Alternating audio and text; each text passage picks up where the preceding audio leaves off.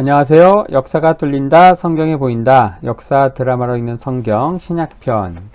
사복음서를 예수님의 탄생부터 십자가의 죽으심, 부활, 승천까지 연대기 순으로 따라가면서 정리하고 있습니다. 공생의 3년차 계속 공부하고 있는데요. 지난 시간까지 몇 번의 영상을 통해서 공생의 3년차 갈릴리 지방에서의 사역을 살펴봤죠. 세례 요한의 처형과 함께 시작된 공생의 3년차는 예수님께서 6월절임에도 불구하고 예루살렘으로 내려오지 못하고 갈릴리 지역 여러 지방을 4차에 걸쳐서 은신, 망명하는 이제 그러한 시간들이었다 이야기했습니다. 드디어 주 30년 공생의 3년차 마지막 해인 주 30년 초막절을 맞아서 예수님께서 유대 땅으로 내려오는, 예루살렘 내려오는 이제 시간들이죠. 바로 예수님의 공생의 3년차 주 30년 유대 사역에 대해서 한번 오늘 살펴보도록 하겠습니다. 바로 초막절 방문과 메시아적 기대감의 고조. 자, 초막절이 되자 예루살렘에 모인 순례객들은 335 모여서 예수님이 이번 명절에 예루살렘을 방문할 것인가의 문제를 놓고 논쟁을 벌입니다. 왜냐? 6월절에 예수님이 오시지 않았거든요. 초막절에 오실 것인가 안 오실 것인가 그걸 가지고 논쟁을 벌이죠. 예수님은 오셨습니다. 예수님은 초막절 7일간 지키는 초막절 절기의 중간쯤에 갑자기 성전에 나타나 말씀을 가르치셨죠. 그리고 초막절 명절 마지막 날 성전에 오신 예수님은 순례객들을 향해 이렇게 외치십니다. 누구든지 목마르거든 내게로 와서 마시라. 나를 믿는 자는 성경의 이름과 같이 그 배에서 생수의 강이 흘러나오리라. 유명한 말씀이죠. 자, 그 이후에 가늠한 여인을 이제 용서해 주시는 사건, 이거 또 굉장히 유명한 사건이죠.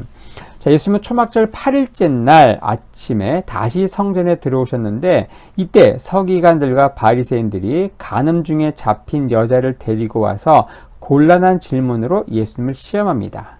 선생이여, 이 여자가 간음하다가 현장에서 잡혔나이다.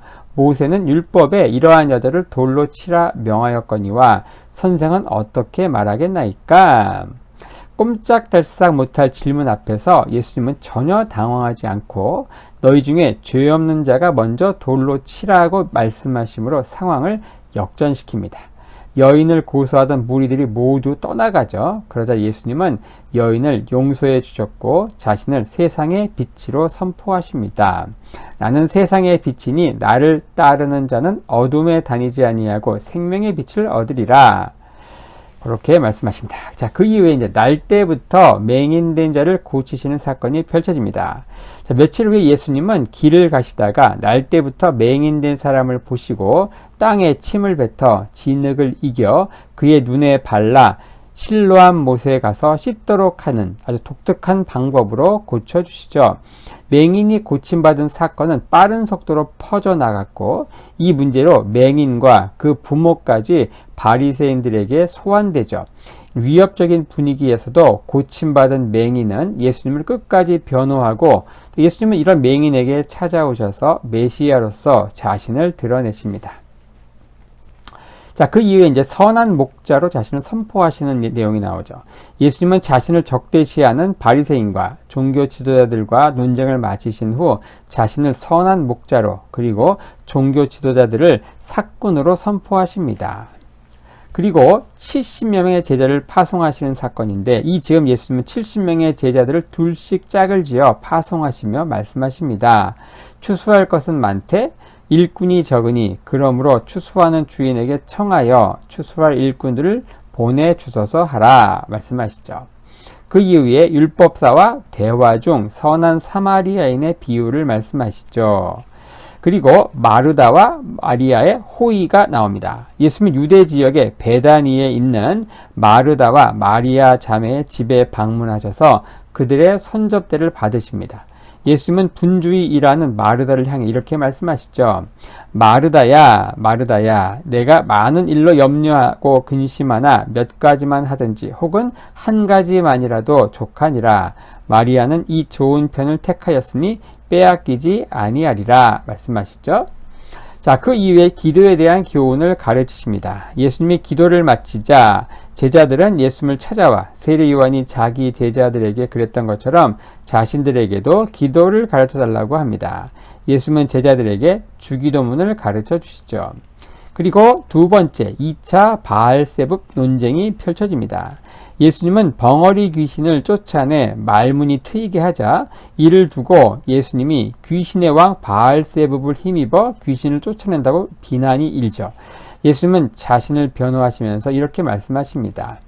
스스로 분쟁하는 나라마다 황폐하여지며 스스로 분쟁하는 집은 무너지느니라.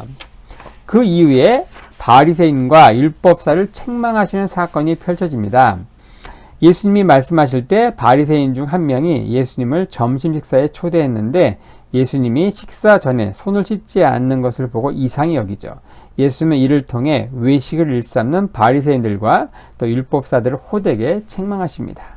그 이후에 위선, 탐심, 염려에 대해 말씀하시고 그 이후 열매 맺지 못하는 무화과 사건이 펼쳐집니다. 예수님은 열매 맺지 못한 무화과 나무의 비유를 통해 하나님이 기뻐하시는 참된 열매를 맺는 인생을 살도록 제자들을 가르치셨죠. 그리고 안식일에 불구 여인을 고치시는 사건, 그리고 겨자씨, 누룩의 비유를 말씀하시는 사건이 펼쳐집니다. 예수님은 안식일에 회당에서 가르치시다가 18년간 귀신 들린 불구 여인을 고쳐주시죠. 이를 보고 회당장이 안식일에 병 고치는 것을 두고 비난하자 예수님은 그 회당장을 책망하십니다. 자, 그 이후에 수전절에 성전을 방문하시는 사건이 펼쳐집니다. 자, 수전절이 되자 예수님은 성전을 방문하셔서 솔로몬 행각을 거니셨는데 예수님은 종교 지도자들과 논쟁을 하다가 나와 아버지, 하나님 아버지는 하나다라는 쇼킹한 말씀을 하시죠. 이것을 신성모독죄로 여긴 종교 지도자들은 예수님을 돌로 치려했지만 예수님은 조용히 그 자리를 피하십니다.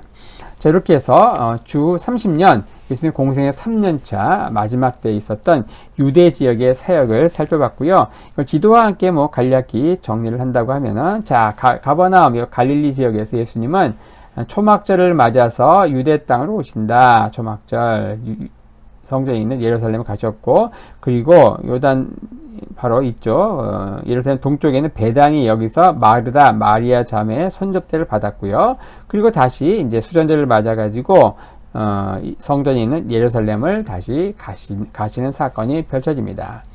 자, 다음에는 요단 동편에 있는 이제 이 베레아 지역에서의 사역에 대해서 다음 영상에서 한번 살펴보려고 합니다.